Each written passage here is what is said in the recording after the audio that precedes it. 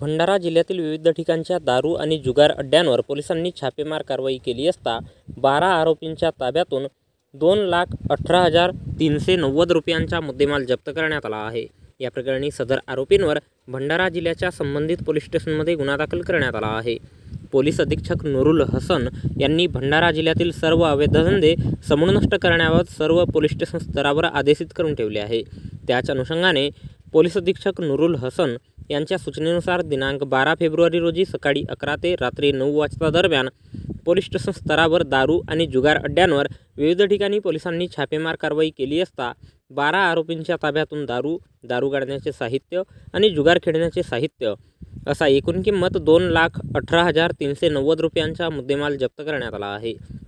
या प्रकरणी सदर आरोपींवर करडी, भंडारा, वरठी, सिहोरा, गोबरवाही, पवनी या पोलीस स्टेशनमध्ये गुन्हा नोंदविण्यात आला आहे।